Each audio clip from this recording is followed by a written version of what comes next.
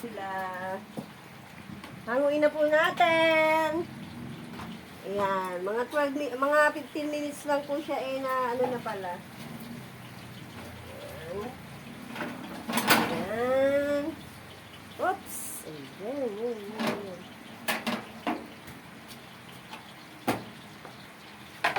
Ano to? Ayan. Sakit. Ito na po. Ang ganda ng ating finished product. Ayan. Chocolate moist cake, cupcake. Ayan. Ang ganda po niya. Oh, ito po ang ating finished product ng chocolate moist cake. Ano po? Cupcake na siya. Dito na po natin ilagay sa tray. Saka sa baking cup liner.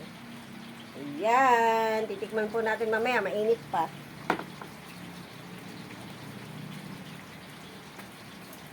Kuha po tayo ng cooling rack again.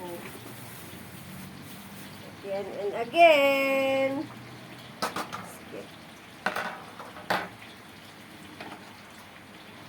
Ayan natin. Ito na po ang loob niya. Wala na pong dumidikit. Ayan. Ito. Ayan. Ang ganda-ganda po niya. Oh, ayan. Ayan, ayan, ayan, ayan. Oh. Atin po siyang mamaya titikman. Oops, nahulog. Baliktad pala ito.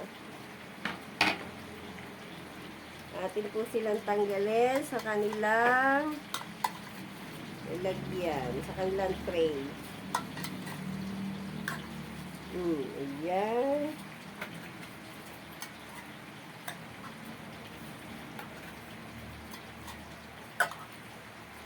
Titikman po natin kung anong lasa ng ating niluto, ang ating binig.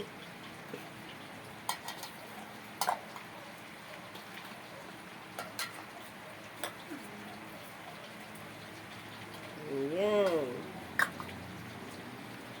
12 pieces po ang laman niya. Ano po, kagaya dun sa chiffon cupcake. Ito naman po ay chocolate cupcake.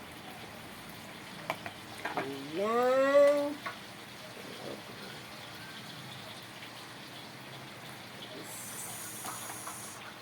Ayan. Ito lagi dito.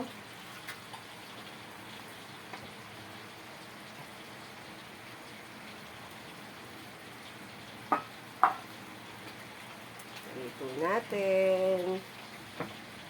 Ating titikman. Ito po ang ating finished product. Yan. Chocolate cupcake, moist cake. Tikman na po natin. Mainit pa. Ayan po natin siya titikman kasi po ay mainit pa. Baka po tayo mapaso. Ayan siya po. Mainit pa kasi. Ayan. And pwede na yata siya. Ayan, fluffy. Oh, ang init pa. Umuusok-usok pa. Tikman natin. Kahit pa init. Excited na. Excited na. Tubig kayo man lola nyo.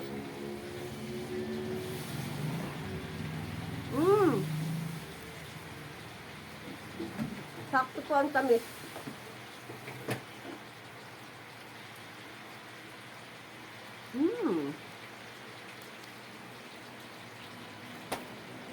Init pa. Excited kami din.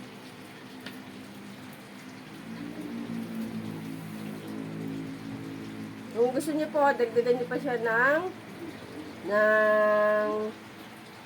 gatas. Ano po, may mga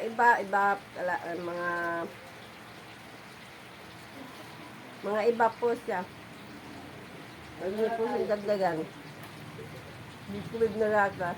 Po. Fresh milk, pwede po. Ngayon ko lang po ulit to. Kasi po ang ginagawa kong kalimitan ay chiffon cake po. Pero ito po pag may mga occasionally lang po.